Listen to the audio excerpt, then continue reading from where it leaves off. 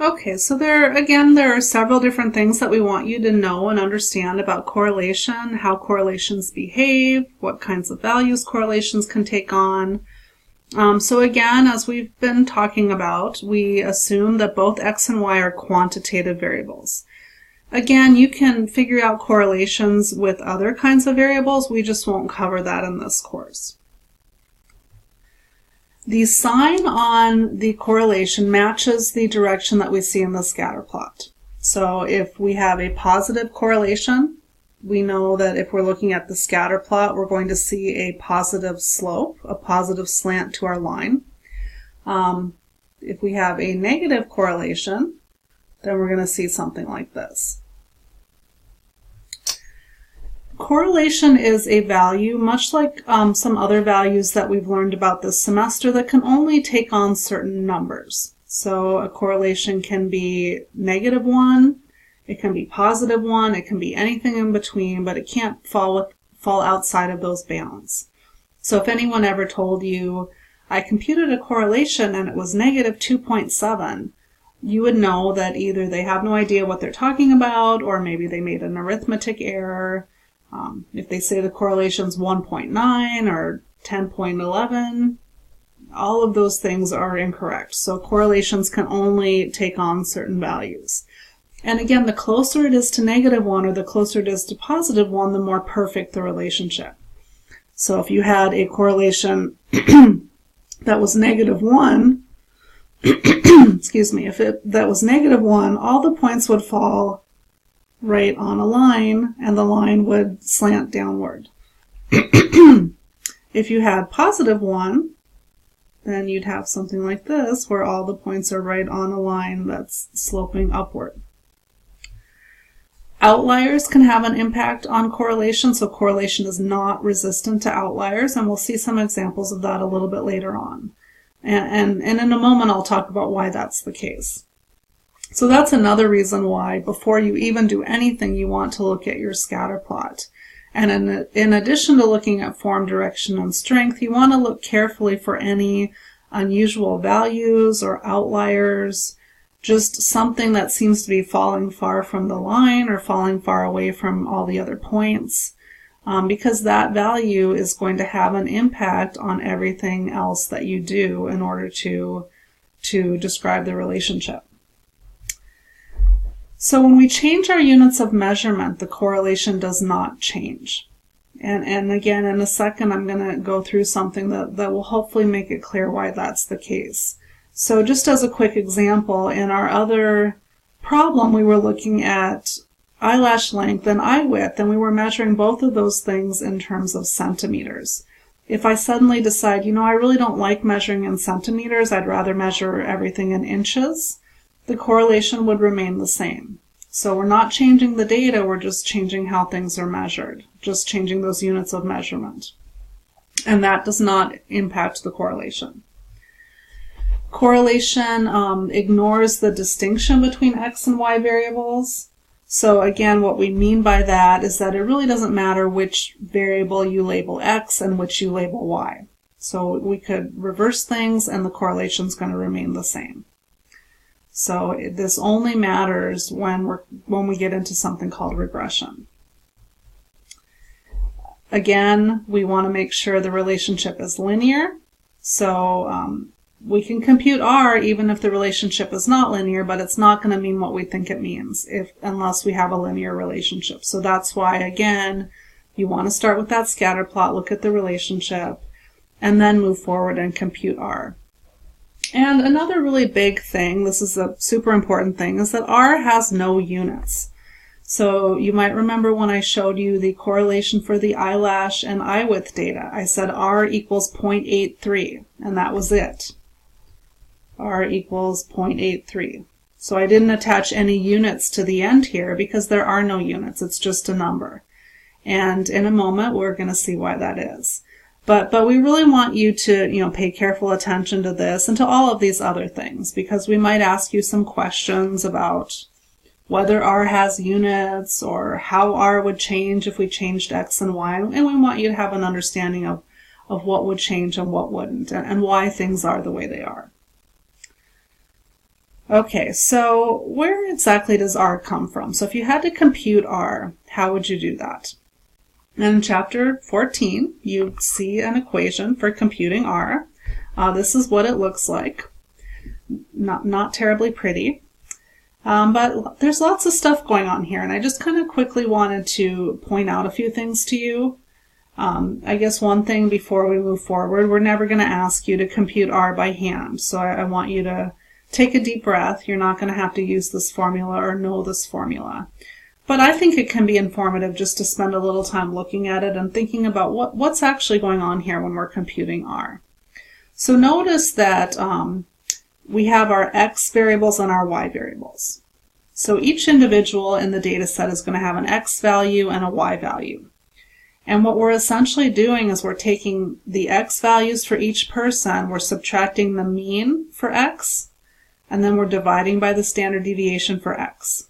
We're doing the same for Y. We're taking each Y, we're subtracting the mean, dividing by the standard deviation of Y. Doing this is giving you a z-score. So what we're actually doing here when we're computing a correlation coefficient is we begin by standardizing the data, converting everything to z. So each person's going to have an X and a Y value, and those values will be converted to z-scores. The z-scores will then be multiplied together for each person. And then this is what's called a summation sign. So for each person, we multiply those two z's together, we get a product. We add together all those products for all the individuals in our data set. And then we divide what we get by n minus 1. We essentially average what we get. So down here we tell you it's an average of the product of the standardized values for the two variables. Because we're standardizing along the way, that's why we don't have any units when we compute R. So a z-score has no units. So that's why we don't have units. We're trying to put everything sort of on the same scale here, because we know that the X values and the Y values might be measured in different ways. So we're trying to put everything on the same scale here when we compute R. And as you'll see, we're using our means and our standard deviations for our X and Y variables to compute R. And that's why if you have any outliers in the data set, we know those are going to affect our means. We know they're going to affect standard deviations because those things are not resistant to outliers. And that's why the correlation coefficient will not be resistant to outliers. So again, you're not going to have to know this formula or use it. But I again think that spending a little time looking at it and thinking about what it does can hopefully help you better understand what's going on here, so that when you see an R value, you have a little bit of a background as to where it came from. Another quick thing I wanted to mention, so when you are trying to judge the strength of a relationship, so remember when you're looking at your R value, that number is telling you something about strength, the absolute value of the number that you're getting.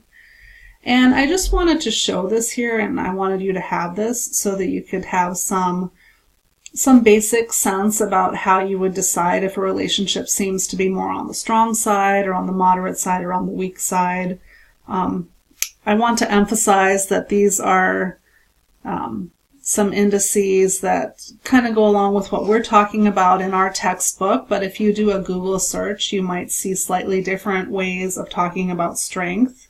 Other statisticians might give you other indices. So just keep in mind that these are just some basic guidelines that we want you to use in this course, but they might vary a little bit from textbook to textbook. Okay, so here's a quick question, a quick quiz for you based on what we've just been talking about. So here's a nice little plot I put together. I call this my cupcake plot. On the x-axis here, we're looking at how many cupcakes are produced in tons. And then on the y-axis over here, we're looking at sales in millions. So we have each little cupcake stands for like a different year and how many cupcakes were produced that year and what the sales were like that year. So I want you to look at this. Again, we have sales in millions, volume in tons, so those are our units of measurement. What do you think the units of R would be? So R in this case is very strong. It's almost 1, so 0.97. What are the units of R? And so here are your options over here. So I'm hoping that you're saying, Michelle, you just told us R has no units. So are you trying to trick us? So remember, R has no units. So if you're asked what the units are, they're not going to be any of these things. They're going to be nothing. R has no units. Okay, so please remember that. Another quick thing I wanted you to think about, and we're going to kind of wrap things up soon, and then we'll move on to regression in our next set of videos. But there's a nice tool out there that you can go to. Here's a link for it. And actually, let me pause, and I'm going to get this up in my web browser so I can show you what it looks like. But it's kind of a nice little game you can play. You're trying to essentially trying to match these different correlations with these 4 different plots here. So let me bring it up and I'll show you what it looks like. Okay, so here we go. So when you go to the site, you're going to get these 4 different plots.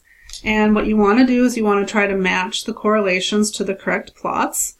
So help me out here. What do you think? This looks to be the strongest to me, so I'm going to go with this. So we have one negative relationship among all 3, or among all 4 of the plots. So this would obviously be negative 0.46.